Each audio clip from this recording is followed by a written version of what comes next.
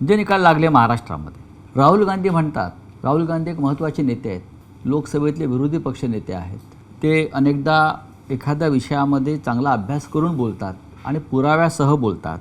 राहुल गांधींना महाराष्ट्रातल्या विधानसभेचे निकाल हे संशयास्पद वाटत आहेत आणि त्याच्यावर ते देशात आणि देशाबाहेरसुद्धा महाराष्ट्राच्या निकालावर बोलतात की हे संशयास्पद निकाल आहेत. एक गोष्ट लक्षात घेण्यासारखी आहे हां की महाराष्ट्र विधानसभेचे निकाल लागल्यानंतर एवढं बहुमत मिळालं, 5वी. हो हो जल्लोष कुठे झाला? अख्खा महाराष्ट्र आनंदाने न्हावून निघायला पाहिजे होता, हो. तो अवाक्ता झाला होता.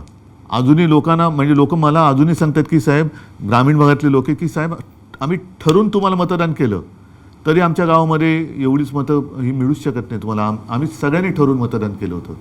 पण काय करणं, म्हणजे एक एक पुरावे नष्ट केले जातात, मानले जात नाहीत. मुळामध्ये काय झाले, EVM हा जो विषय आहे तो हॅक होतो नाही होत हा एक भाग वेगळा झाला. पण लोकशाही म्हणजे काय?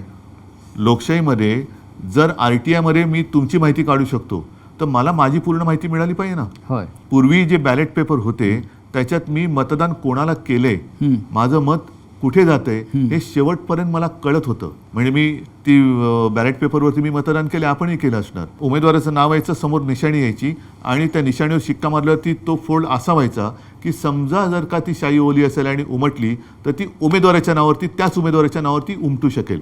आणि मला कळायचं की माझं मतदान, मी समजा संजय राऊत तर संजय राऊतनं मतदान केलेलं आहे. आता काय होतंय, मी बटन दाबतो, मशालीचा दिवा पेटतोय, आवाज येतोय, आतमध्ये रिसीट दिसते. आता त्या रिसीटबद्दल सुद्धा लोकांचं म्हणणं आहे की अनेकदा ती पडते नाही पडत, हा भाग वेगळा. पण ती रिसीट खाली पडते, माझं वेगळी आणखीन तिसऱ्या ठिकाणी रजिस्टर होते, ते कुठे होते मला कळत नाही आहे. दिवा पेटतोय, आवाज येतोय, रिसीट दिसते ती, पण आत मत जे मोजलं जातं ती रिसीट नाही मोजली जाते.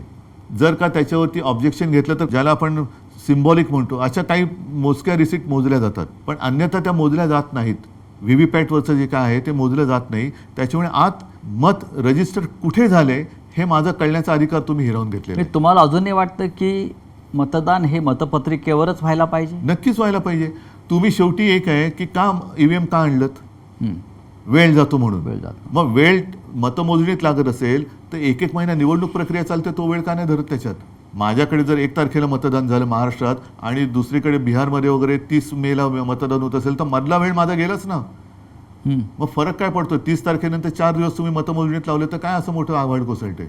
आणि अनेक, म्हणजे अगदी मला वाटतं अमेरिकेत वगैरे सुद्धा अजूनही बऱ्याच ठिकाणी बॅलेट पेपर आहे. UK मध्ये, ब्रिटनमध्ये पण बॅलेट पेपर आहे. मग ते काय आपल्यापेक्षा मागच देश आहेत?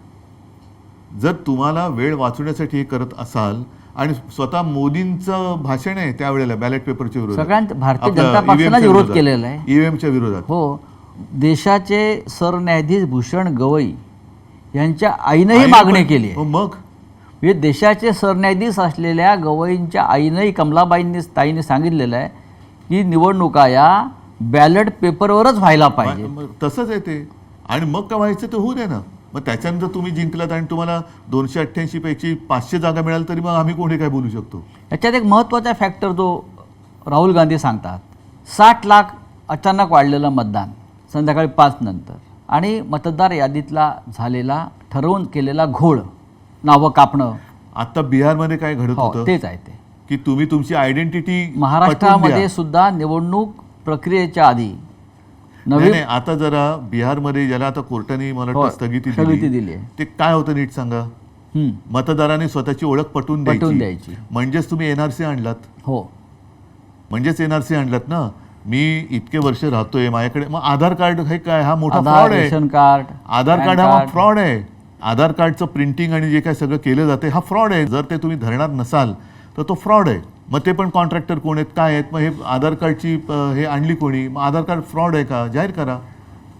आणि आयडेंटिटी म्हणजे काय देणार तुम्ही, आणखीन काय? म्हणजे हा NRC तुम्ही आणलात आहे ना, NRCच आणलात आणि तो आपल्या सगळ्या हिंदूंना पण लागू झाला. त्याच्यामध्ये आता 1 नेशन 1 इलेक्शन लादलं जात आहे.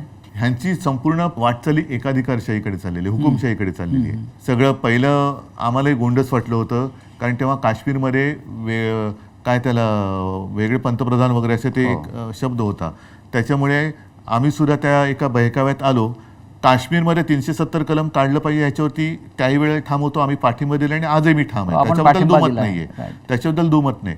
पण एक निशाण, एक विधान आणि एक प्रधान, आता 1 नेशन 1 इलेक्शन, हो. मग त्याच्यानंतर 1 नेशन 1 लँग्वेज पण करतील, मग त्याच्यानंतर म्हणजे सगळं काही. बरं, नड्डा बोललेत की देशात एकच पक्ष राहणार, म्हणजे वन आणि पार्टी ही एकाधिकारशाही चाललेली आहे. 1 पार्टी 1 इलेक्शन, 1 पार्टी, मग नो इलेक्शन होईल. No election.